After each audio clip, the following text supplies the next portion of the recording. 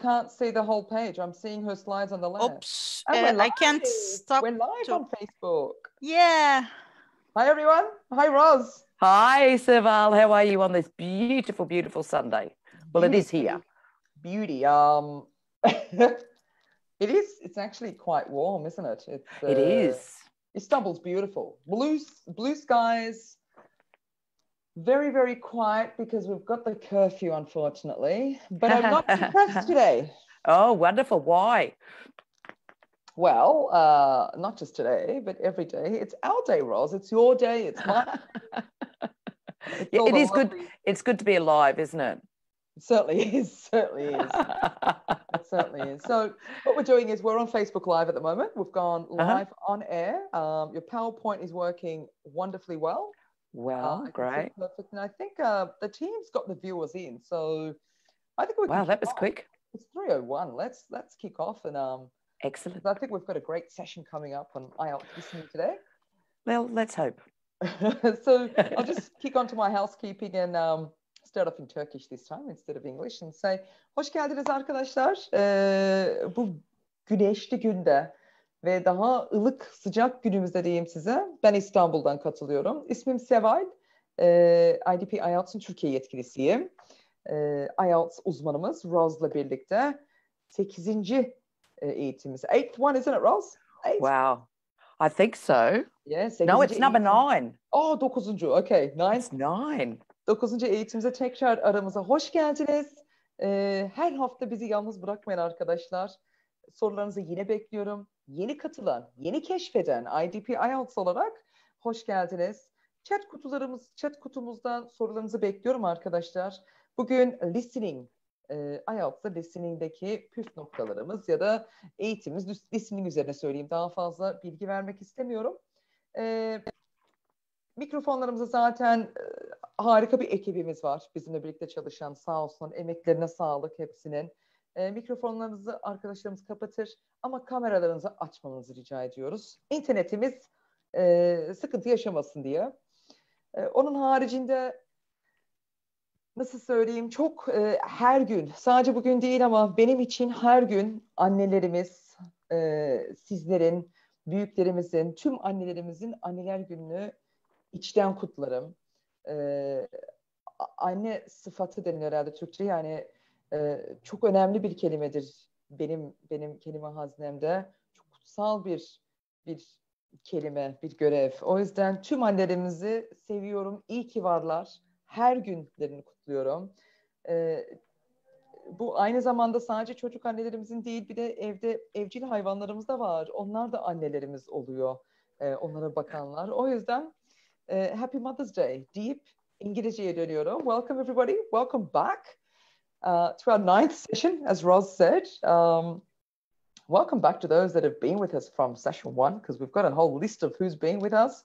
And welcome to those who have just newly recently or have just discovered IDP IELTS. Who is IDP? It's us. I'm here with Roz. Roz is our IELTS expert.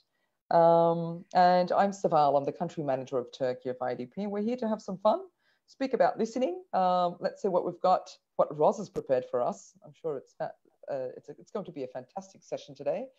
Last but not least, I'd like to wish every single mother out there, mothers from our viewers to the mothers of our viewers as well, pet mothers, plant mothers, a very, very happy Mother's Day, not just for today, but every single day. That's my interpretation of Mother's Day.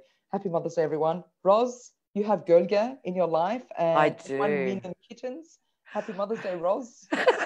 Thank you, Sival. And you too. Thank you. What did your daughter do for you today? My daughter made me, she made me a nice cup of coffee in the morning. Oh, sweet. But I think the most important or the most meaningful thing is my daughter tells me, we share it together every day. We tell each other how much we love each other. So important. And that's every day. So, yeah, it's the value that we have and showing our love. So that was very special. That's lovely, isn't it? Yeah, really, I think birthdays, Mother's Day, Father's Day should be every day. Yeah, and I totally agree. And Children's Day. And then we've got Auntie's Day. I'm an auntie as well. Aren't you, with Oh, all dear. my nieces and nephews living back in Melbourne, Australia. So hi, Melbourne. Yeah. So, and I love the picture you've got here, Roz. Well, this is the dog and one mother cat with 3 of her kittens. And there's many more in the garden at the moment. And Wow. some of them are just so small they fit into the palm of my hand. You know, they're really, really tiny. So the dog's not very impressed. But do you know anything about the history of Mother's Day, Savan? No. I knew a little bit about it, but I'd love to hear more about it if you know something. Yeah. Well, I've done up a little listening for everyone, and I'm going to read it out. And I'd like all of you who are with us today to try and answer these questions as I'm reading. So here we go. A little bit of history about the origins of Mother's Day for everyone. Can I, Roz, sorry, before you start, Yep. can I interrupt in the meanwhile? Like, can I ask you a couple of questions in the meantime, or just Of course be you quiet can. and listen? Is that what I'm meant to do? Impossible, Honestly. Saval. No, of course, I'd like you to ask me any questions that you can't. Okay, so I can cut you off and ask. All right, beauty. Okay. We haven't rehearsed this. That's why I don't know what. We'll get there, Saval. Don't panic. Don't panic.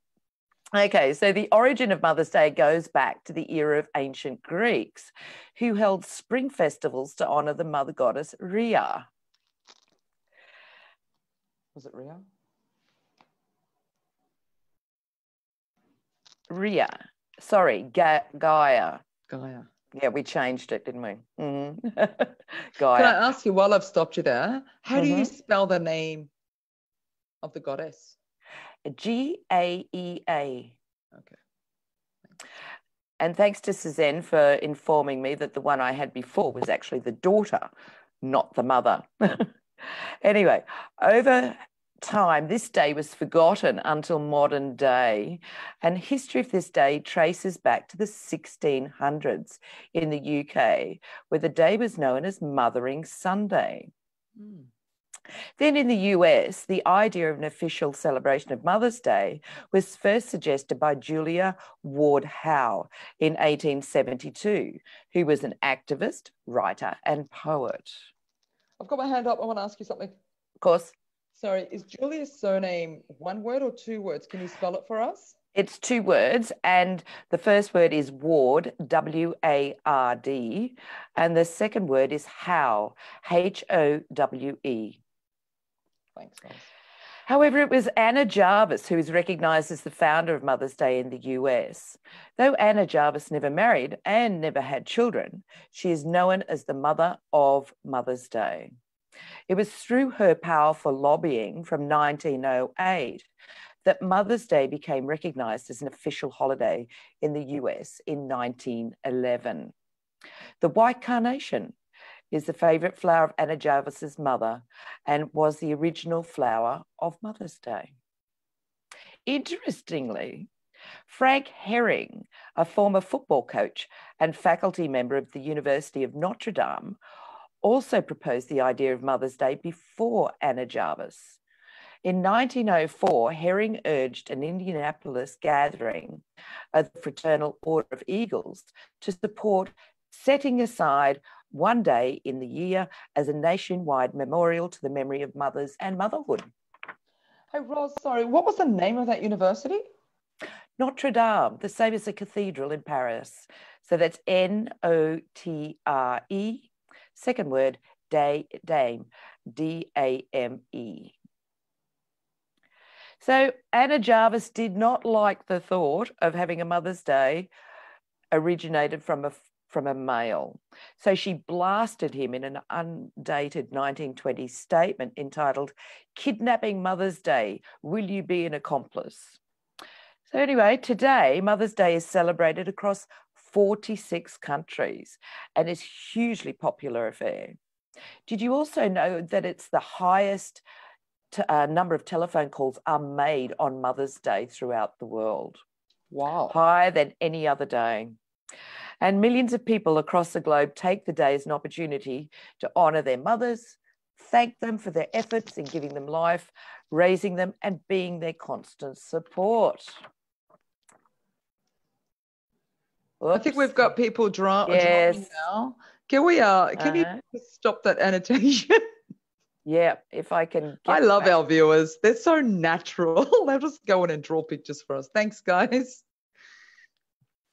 But in saying all that, Ross, while you're trying to work out that, annotation disabling, I actually knew about the second part of the Mother's Day story. I didn't know back in history. Yeah, back with the Greek goddess, the mother goddess. So, and you've just shown me the answers as well. Yeah, how did everyone go? Yep, did everyone? I knew the first one. Yeah, well, that had to change. I'm sorry I made the mistake in the first place. I didn't scribble it out well enough, but not to worry. So everyone, that's an example of a listening where you're given a listening, a recording to listen to, and you have to answer the questions. And I hope you sort of heard the stress when I was speaking. And we're just going to go on to a little bit of information about. Now my PowerPoint won't work. Wow. I don't get that. But Notre Dame. Notre Dame, it's the name of a university. Now, I'm sorry my PowerPoint's not going. That's okay. It's technology. And this is why I think I love our sessions and our viewers love these sessions. We can keep it so natural. So just jump out of it and come back into it. Okay, thanks. But with the Mother's Day, I work very closely with I work within the Middle East region as IDP Turkey. Not long ago, I can't remember the exact date. Maybe if the viewers know the date, they can write it in the chat box. But I had messages from my colleagues saying, Happy Mother's Day, Sevai. I was like, it's May 10th, my Mother's Day. It was in April sometime. So if anyone knows what date Dubai actually celebrates Mother's Day, can you pop it into chat? I'd love to see the exact date. And when you said, Roz, 46 countries only celebrate Mother's Day on May 10th, for me, that's very interesting. Yeah, and they all have different types of celebrations too. Okay, so I didn't know that. But growing up in Australia, I thought, that's the only day the world's got for Mother's Day. But Father's Day is different with the world. Yep. Well, our Father's Day in Australia, from memory, and it's been a long time, was September, wasn't it? Yeah, it is. Still September. is? Yes, it is. Whereas I think it's different here, isn't it? Yeah. Anyway, we're going to get into the IELTS listening. So remember the basics. The test is 30 minutes long. And then after that 30 minutes, you have an extra 10 minutes to transfer your answers to the answer sheet. And Saval, anytime you want to jump in and add anything, please do. I will. Thanks, Ros. It's ex-clerical marker I used to be. So if there's any tips and tricks that I can think of, I'll jump in. Thanks for that. Great. And also maybe some information about the computer-based as well would be really good. Sure. Okay, now there's 4 sections and it's a different recording for each section. And the listening test is the same for academic and general IELTS. There's no difference. And you only hear the recording once, which is very important.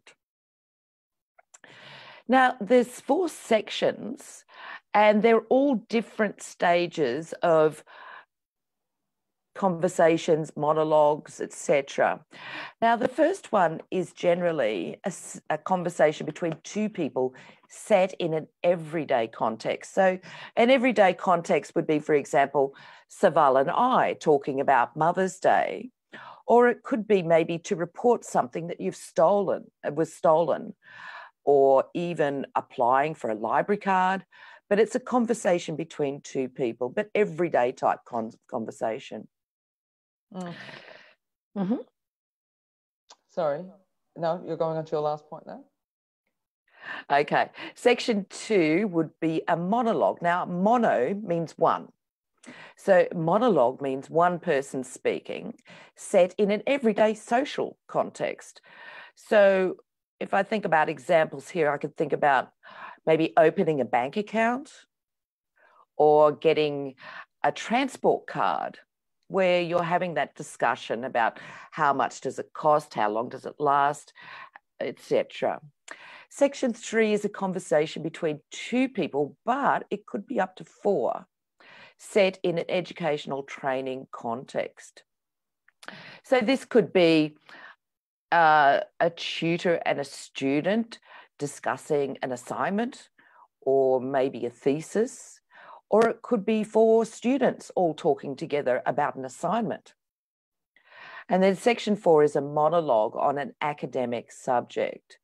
Now that could be a training education, could be a diagram or a flowchart. So you have to be prepared for all of them.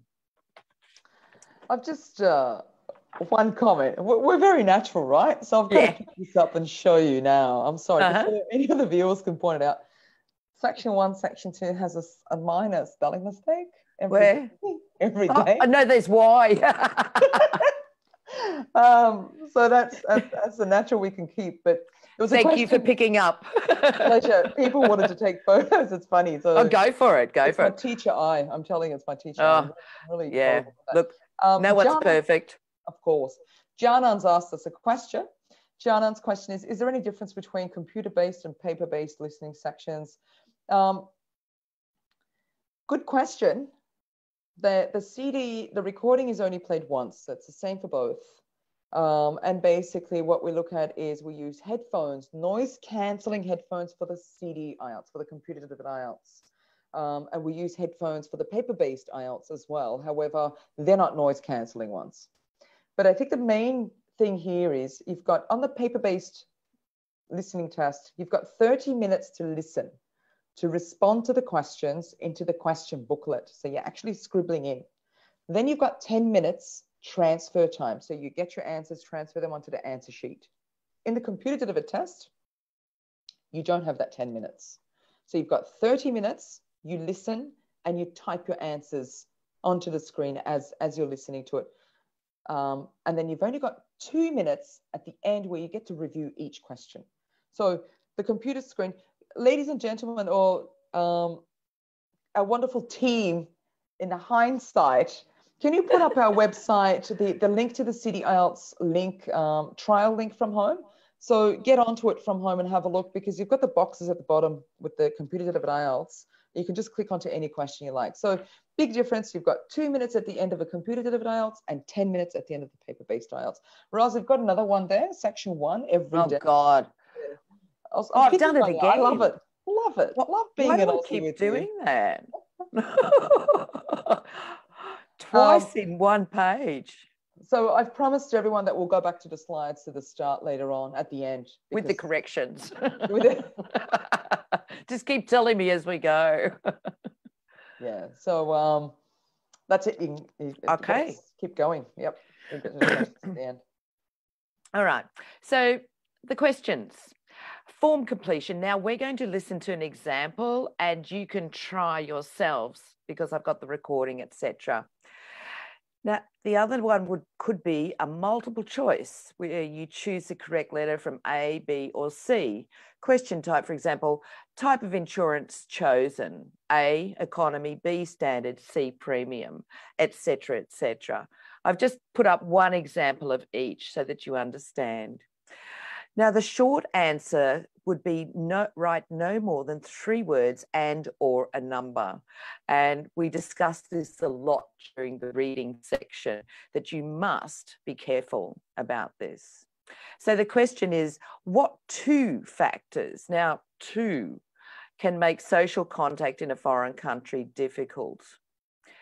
But please remember that it can only be 3 words and or a number. So yes? can you just go back to that one? Yep. Yeah, just go back. Are you going to talk about each type of the question, like get into more details? No, I wasn't slides? actually. Okay. I think it's very important. I'd like to pull out here as an X marker is the short answer. Write no more than 3 words and or a number. Can we just stay on this for a couple of minutes and elaborate a bit more roles together? Because as you said in the reading webinar that we had, it was a very spotlight or prime light that we had on this. We emphasized on it. Ladies and gentlemen, when you're reading the question, make sure you follow the instructions, because when it says write no more than 3 words and or a number, so that means 2 words and a number, right? Or it could mean 2 numbers, 1 word. You know, all those little words, a, the, and, they're all words. We count them as well. What are some things that we count as 2 words, Ros? That were the contractions? Yes, but generally, you know, like you might hear a contraction in the listening, whereas you wouldn't in the reading. You'd never come across it. But yeah, contractions are counted as 2 words because it is, can't, cannot. Yeah. Mm-hmm. Yeah, so be very careful because we do get them in the reading response. We used to, when I used to mark them. You won't see it in the reading piece, like you said, but or here you will hear it, but you shouldn't be writing it, basically. That's right. Because it counts as 2 words. Don't forget hyphenated words are counted as 1 word as well. 1 word, yes, hyphenated words. While we're here, just very quickly on the questions, what's the difference, Madhur's asked me, between TOEFL and IELTS? I'm sorry, Madhur, I have no idea. Me either. I promise you, I don't know. We do know the difference. They don't have face-to-face speaking. Yeah, I think that's, but I thought Madhur was probably asking about the listening section. I don't know the format of TOEFL. And that's, I'd be very unfair if I went to speak about it. So I'm sorry, maybe Google it. Yeah, I don't know. I can't respond to that one. But speaking, you're right, we do the face-to-face in person. Sorry, Roz, just got a couple I want to get through. You can move on to your next slide if you like. Okay. So Demet's commented here as we're moving along. As far as I know, Seymour's actually said, oh, this multiple choice is the worst. Everyone doesn't like the multiple choice, but Demet says, as far as I know, in multiple choice questions, now we can see 4 options as well as 3. So there's multiple choice options have been A, B, C, D, or A, B, C, isn't it? Of course, it's possible. Yeah, of course they could. I just put 3 down as an example, A, B, C. But, you know, like really whoever's writing the test could put five options down if they wanted to. A question from Oya comes along before you go along, because it's interesting. I want to get through these questions. What about if we do not use a or the? Will the answer be wrong? It does, no, not if it still makes grammatical sense. So, for example, if the answer was, let's think of an answer. The answer was, let's go back to our, you know, at the University of Notre Dame, but we couldn't write any more than 3 words. We could say Notre Dame University. We have to change the structure so that you're not using at or a. But it does count as 1 word if you do use it. Yeah, I think very important here as well to our viewers, the message would be very careful with plurals. If the answer is, you know, apple, right? And if you've written the answer as apples, put an S, the plural, it becomes wrong. We don't, although you've got the word right, the answer right, you've pluralized it, so you're penalized for that. Be very careful. Daphne said, do hyphenated words count as 1? Yes, she missed that one. So yes, definitely they count as 1. And we've got people just helping each other. I love this. People ask questions and people answer for them. Well, that's great. For us. Lenova, I don't know your name, but my team, can we respond to Lenova in writing, please? When's the next paper-based test happening? Hopefully in May. We're thinking of a small number paper-based. So Ulash has asked, if just 1 letter is wrong in the word, will it not be accepted?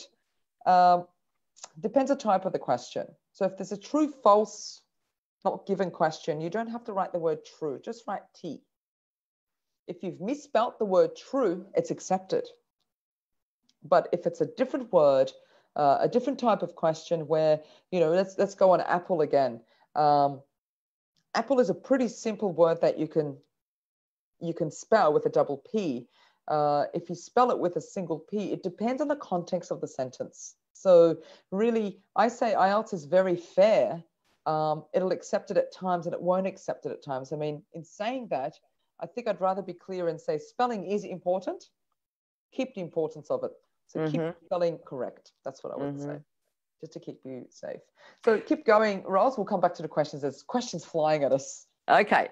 Well, now they're all going to be busy listening because I've got another exercise for them to do. And this is a form completion. And I want everyone to have a try at doing this. So first of all, I want you to read the instructions. Then the next tip is to highlight or circle the key question words. For example, this is a form completion, so it's quite easy with name, address. They're the key words. Write clearly and listen for the stress sounds. So here is the sample task. Please note, write no more than 3 words and or a number for each answer. I'm just going to give you couple of seconds just to have a quick look through that.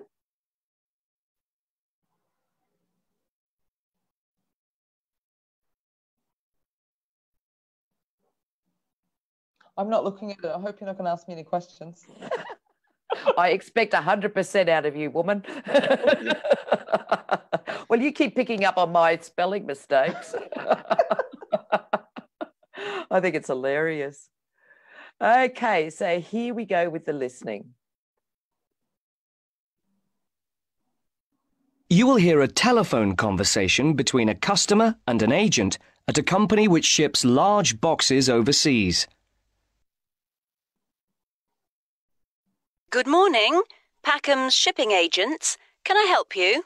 Oh, yes. I'm ringing to make inquiries about sending a large box, a container, back home to Kenya from the UK. Yes, of course. Would you like me to try and find some quotations for you? Yes, that'd be great. Thank you. Well, first of all, I need a few details from you. Fine. Can I take your name? It's Jacob Mkere. Can you spell your surname, please? Yes, it's Mkere. Is that M for mother? Yes. Thank you. And you say that you will be sending the box to Kenya? That's right. And where would you like the box picked up from? From college, if possible. Yes, of course. I'll take down the address now. It's Westall College. Is that Westall? Yes, college. Westall College. And where's that? It's Downlands Road in Bristol. Oh, yes, I know it. And the postcode? It's BS8 9PU. Right. And I need to know the size. Yes, I've measured it carefully and it's 1.5 metres long. Right. 0.75 metres wide. Okay. And it's 0.5 metres high or deep. Great. So I'll calculate the volume in a moment and get some quotes for that. But first, can you tell me, very generally, what will be in the box? Yes, there's mostly clothes. Okay. And there's some books. Okay, good. Anything else? Yes, there's also some toys. Okay, and what is the total value, do you think, of the contents? Well, the main costs are the clothes and the books. They'll be about £1,500. But then the toys are about another 200. So I'd put down £1,700. All right. So, how did everyone go? I didn't listen. Thanks, Saval. I'm sorry. That's a classic. So, here we go. These are the answers down the bottom. Mkere, Westall. Now, this is a big problem with English postcodes. A lot of people are not used to them. Now, it's BS8 9PU, whereas ours in Australia is so easy, aren't they? 4105 or something like that, just 4 numbers. Number 4 was 0.75 metres, 5 0.5 metres, some books, some toys. Now in the brackets, some is optional because you're not going over the word count, but it's optional. It would be correct if you wrote them. And the last one, number 8, is £1,700. As I said before, with speaking, reading, writing, etc., please make sure that you know your currency symbols, pounds, dollars, euros, etc. Now, I just want to put up some alternatives here because there are some alternatives that would be accepted for this answer. Now, for example, with number 4, the width. Now, width is how wide something is. Now, you could write it in all these other ways.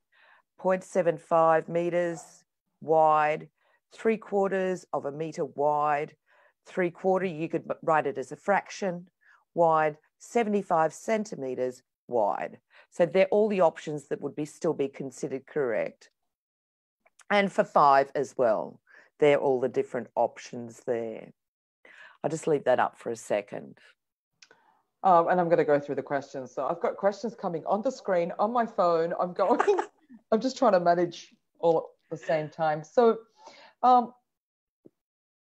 Ros, thanks for that. I've just got some, and it was great on the chat box. When you asked, how did you go when you revealed the responses, people were actually writing their responses in the chat. Oh, good. Awesome. They're going to have another chance later too. A beauty. Madhav has commented, I was expecting harder questions. This is the first task. We're keeping it easy. We've got a CPA viewer whose profession is a CPA, and he said, I hate numbers, although I'm a CPA. So basically, yes, Sinan, we got these listening pieces from our website. We just wanted to basically not make you listen to it twice and 3 times, but underline and really pinpoint the areas that you should be focusing on. That's why we chose the ones from our website. That's right. And plus they're official materials. Yeah, official materials. We didn't want to make these ones up. Edge's got a nice one. How can we decide to write the words in capital? For example, the postcode. Can I answer this one?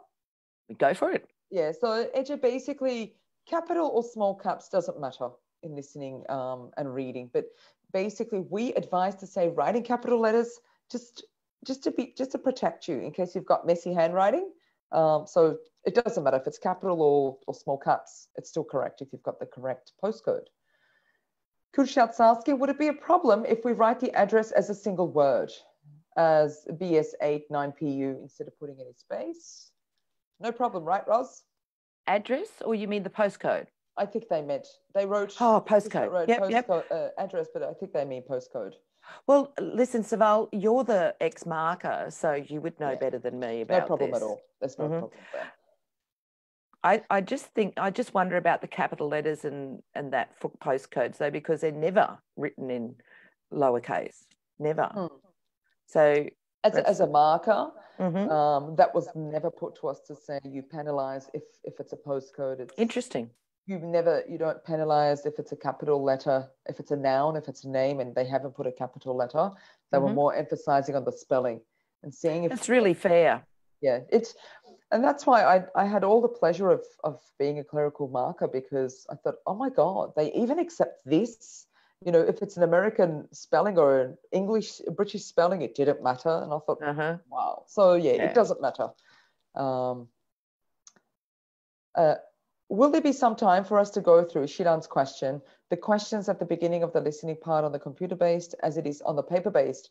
Can I ask my lovely team to help me on Shilan's question? Team, if you can write the response here for Shilan. Shilan, good question. You got me off guard. Will there be some time for the questions at the beginning? I don't believe so, but let my team come up with a true response for you. Is it harder in a real exam? What do you mean by that, Elif? Is it harder in a real exam? Is that the listening example that Ros has given us now? If that's what she means, what do you think? What's your response on that one? This is a real example. You know, it's an official example of a listening, and part 1. Yeah, exactly. Yeah. Starts. I think it's that exam pressure, that stress. Oh my God, I'm in a test now. And people shut down. They stop listening. Mm-hmm. That's exactly right. Yes. Sometimes I think it's easier to sort of, for me, if I'm having to do a listening test, I would circle all my keywords, have them in my mind, and then shut my eyes as I listen, because then I'm taking out all the distractions around me, and I'm just focusing on the listening. And then as soon as I hear the answer, I'd write it down. Yeah. So I've got the response. I think my team's typed it up. I'm sorry. There's 14 messages I've got to scroll down. Wow. But on my WhatsApp, Shilan, the response to your question is yes, there is time to look at your questions, to review them on the computer-based. The difference or the update IELTS has done since January. You don't have a practice question at the start. If you recall, there used to be a practice question to say, this is a practice one, try it, but they don't have that anymore. So thank you, Celine. My colleague Celine's, I think they're writing it down as well here. Okay. Very quick questions. Sorry, before you go on. NS has asked, can I write the word pounds instead of using a symbol? NS, that's your choice. We highly recommend to use the symbol, right, Ross? It's a lot quicker. It's a lot quicker. Yeah, because don't forget, if you're writing the word pounds, you might be missing out on the next section. So just use the symbol, practice the symbols, get familiar with them. Yeah. Sena's asked a question, Sena. Can you say again question 4 and 5? It was different. I didn't understand that question. Did you? No, but I think maybe the answers. These 4 and 5 that I've put over to the side here are alternative answers to what I've put down the bottom. Do you understand that? Yeah. So, for example, instead of writing 0.75 meters here, these are all acceptable answers as well. All right. So I was just giving you the different ways of being able to write that.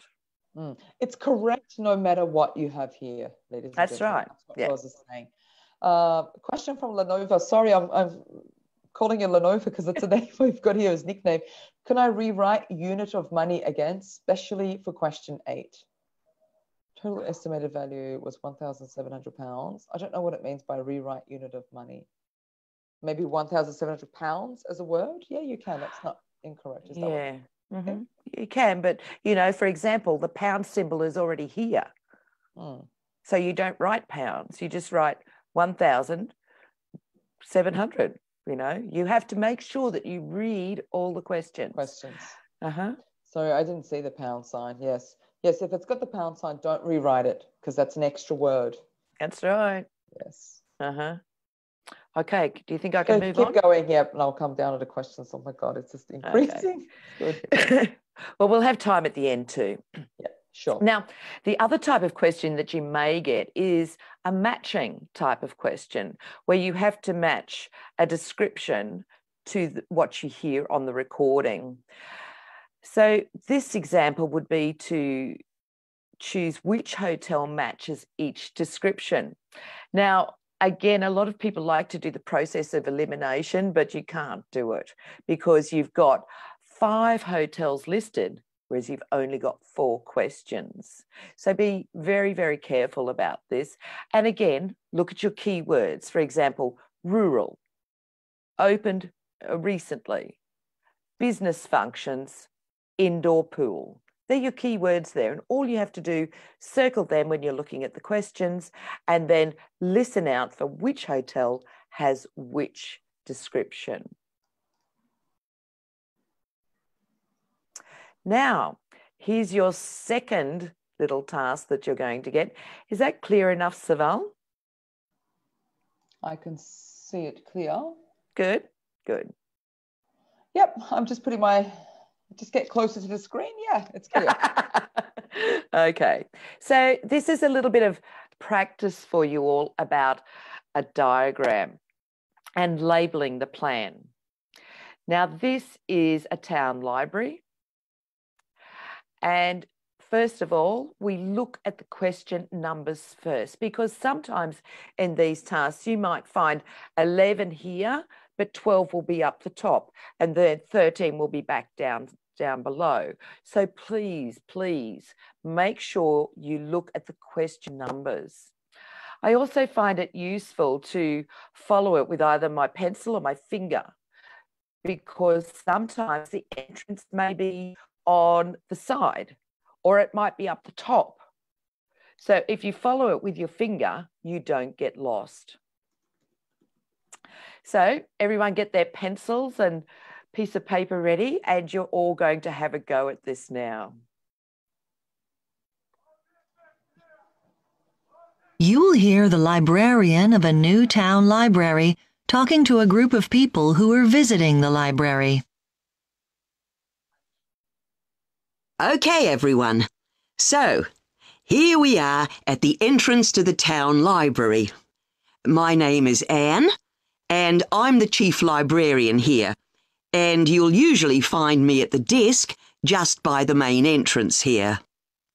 So, I'd like to tell you a bit about the way the library is organised and what you'll find where. And you should all have a plan in front of you. Well, as you see, my desk is just on your right as you go in. And opposite this, the first room on your left has an excellent collection of reference books and is also a place where people can read or study peacefully. Just beyond the librarian's desk on the right is a room where we have up-to-date periodicals such as newspapers and magazines. And this room also has a photocopier, in case you want to copy any of the articles. If you carry straight on, you'll come into a large room, and this is the main library area. There is fiction in the shelves on the left, and non-fiction materials on your right, and on the shelves on the far wall, there is an excellent collection of books relating to local history. We're hoping to add a section on local tourist attractions too, later in the year. Through the far door in the library, just past the fiction shelves, is a seminar room, and that can be booked for meetings or talks. And next door to that is the children's library, which has a good collection of stories and picture books for the under 11s. Then there's a large room to the right of the library area. That's the multimedia collection, where you can borrow DVDs and so on. And we also have CD-ROMs you can borrow to use on your computer at home. It was originally the art collection, but that's been moved to another building. And that's about it. Oh, there's also the library office on the left of the librarian's desk. Okay. Now, does anyone have any questions? Yes, thank you, sir. I hope everyone noticed with this recording how the speaker stressed all the words that you had to be listening for. For example, she said on the far wall of the library area. So this is something to really start tuning your ears in for, is to listen to the speaker's stress, because they're telling you that it's time to listen. And this is what I'm going to tell you. So it's very, very important. It's like they're giving you a little hint, right? Absolutely. Yeah. And we speak naturally. If we want someone to listen, we say, listen to me. We stress that, listen. Mm-hmm.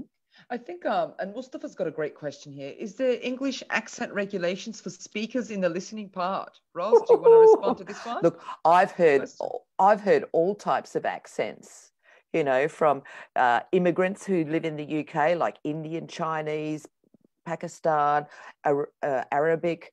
You will get any English speaker. So it's good to practice. Yeah.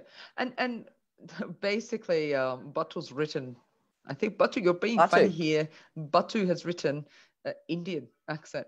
Now, let me just correct you on this one. We spoke about accent in our past webinars as well with Ros. Mm-hmm. We all have a specific accent that's very individual, belongs to ourselves. But in the IELTS testing, that's why it's called the International English Language Testing System. So you can get the British, the American, the Canadian, the Australian, the New Zealand, the Irish, the Scottish. So basically, when it's English accent from mostly English-speaking countries, however, it doesn't mean that you'll always hear that either, right, Ros? Because when you've got Absolutely a dialogue happening between two people, so English is English. I think I've learned that in Turkey as well. Our Turkish people are very cautious and very, I don't know if you find out with your students, pedantic about, oh, I don't understand that accent. Yeah. And I say English, once you get the foundation, it doesn't matter what accent.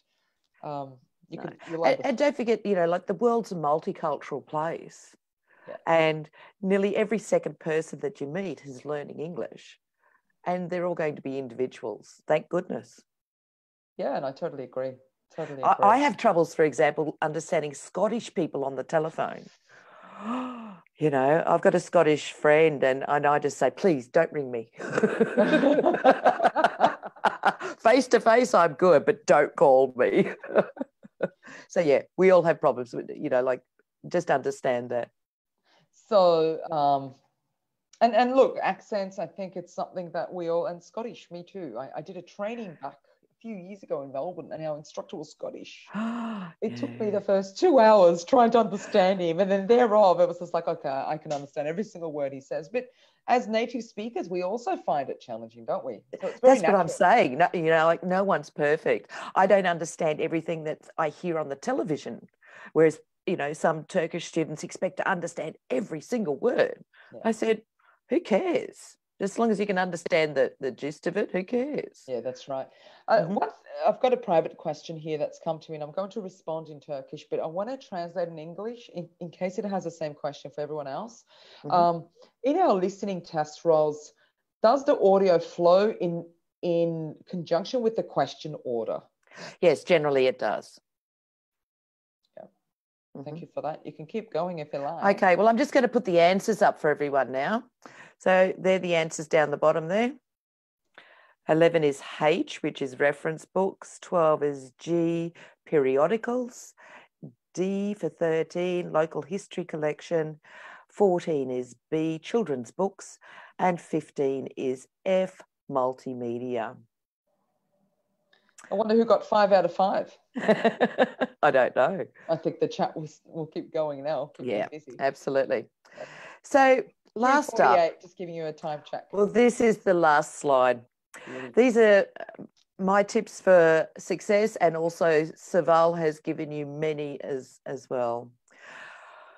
First, read the instructions, read the instructions, read the instructions, because this seems to be the biggest problem of people not reading the instructions and understanding the instructions. Please do it carefully. Understand the use of paraphrasing, because you generally won't have the same phrase that in the question as what you're listening for. So you must be able to understand the same phrase said in a different way. Now, you may need to change the form of some words. For example, constant source of electricity is 4 words, but you can't write 4 words because of is the 4th word. So you have to change the form to constant electricity source. 3 words. So you just have to practice changing the forms of words. Learn the alphabet and numbers. For example, on that first listing, he said it was 0.75. Now, I generally say 0, but 0 and 0 are the same thing. So just understand the different alphabetical numbers and how they're pronounced. A lot of students have the problem with E for egg and I for ice cream. So please learn the alphabet and numbers.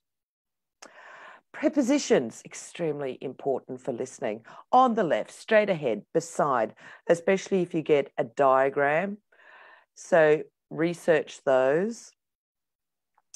First up, when you get in the listening test, highlight, circle keywords to listen for, and try and predict the answers in that time that you've got to go through the questions. Answers are generally in order of the recording. If you miss an answer, don't panic, keep going. Make a quick note, even if it's just a part of a word that you thought you heard, and just make a quick note and come back to it later when you're transferring your answers. But please don't stop, otherwise it just stops the whole flow of your listening test. Listen for the stress on the words by the speaker and discourse markers. If the question asks, please give an example, listen for a discourse marker, for instance, for example. This will tell you when the answer is actually coming. Discourse markers, paraphrasing, synonyms, they're important in reading, writing, listening, life. We've got to know them. Please, please, please transfer your answers according to the correct question number. I've seen this where someone's missed a question, they didn't go back to it, and then they've filled in the answer sheet as if they have answered it, and it puts all of the questions wrong, all of them. It's just extremely saddening, extremely. Can I add to that one? Go for it. As an ex-marker, we used to see that they used to skip a question, skip a line. Yeah. Not just sad, that hurt us as markers. Saying, it's heartbreaking, isn't it? It really is. Be very careful, take your time. Or on the computer, it's a lot easier now. So, yeah. Yeah, yes, but please make sure that your answer number is the same one to the answer number on the sheet, answer sheet. Ensure that your writing is clear and your spelling is correct for the paper-based. And if you miss an answer and you can't think of it, have a guess. Have a look at the question, have a guess. Try not to leave anything blank. Just put something in there. Even if it's wrong, it doesn't matter. It's better than nothing. So I've got a very quick comment on this one. Thank you, Roz. This is your last slide. Yep, I think... on this. Yep, this is just what to practice. Yep. Beauty.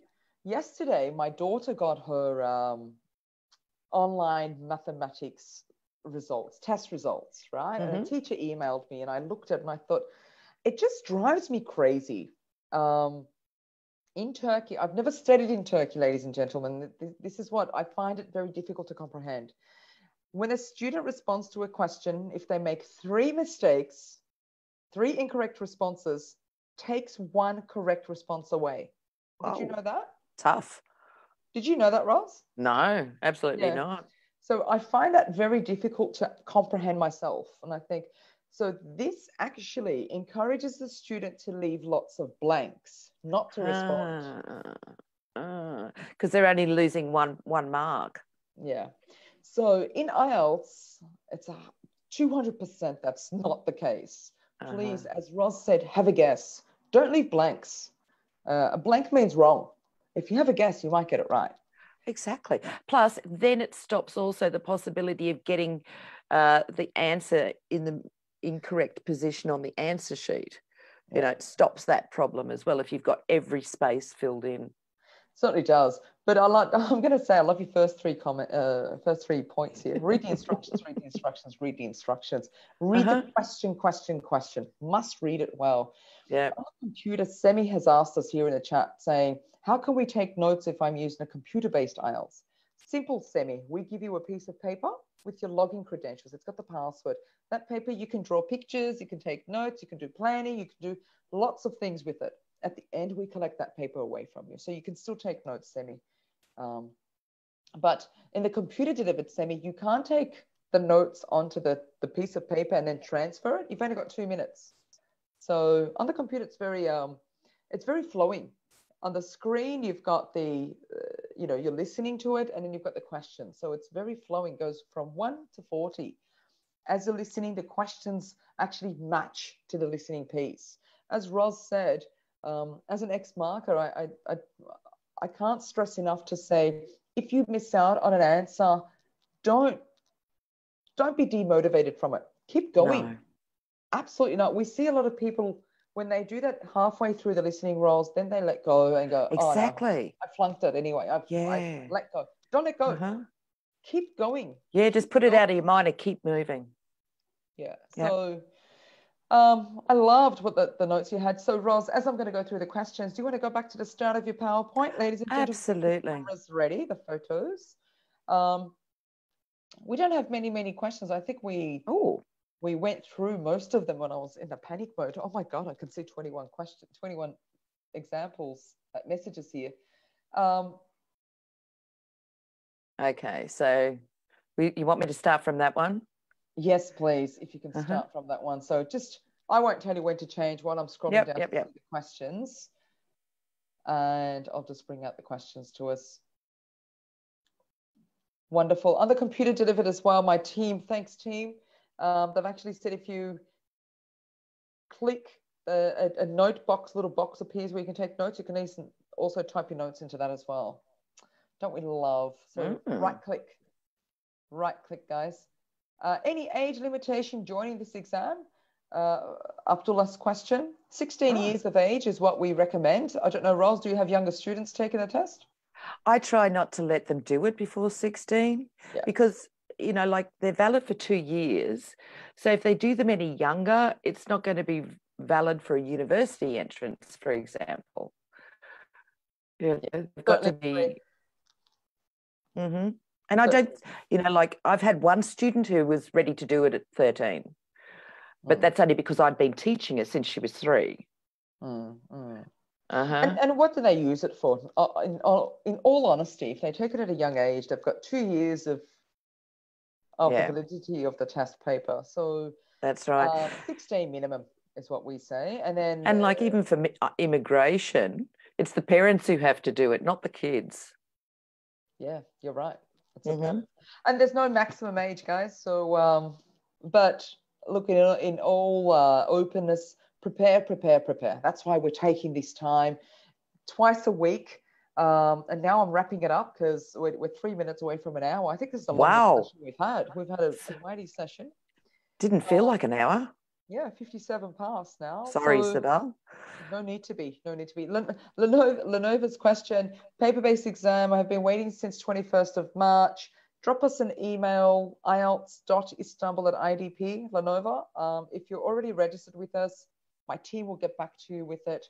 But we're looking at having, kicking off paper-based testing in May, hopefully. So for the next session, Tuesday night, 7 p.m. We're not conducting a poll because, Ros, the last poll we had 2 topics that were quite hot. General reading or general writing part 2, which is task 2.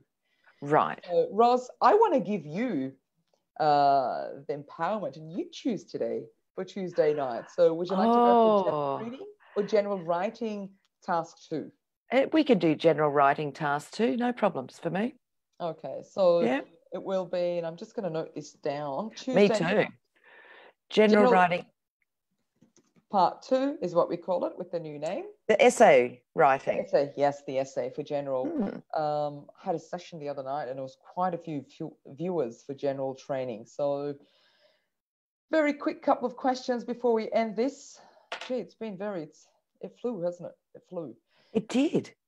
Would you do the same concepts for speaking? Enes's question. Enes, what do you mean? Do you mean will we have another speaking practice? Let's wait and see. Stay tuned. May is the month of having these sessions. June, I think we'll be outside enjoying the beautiful weather.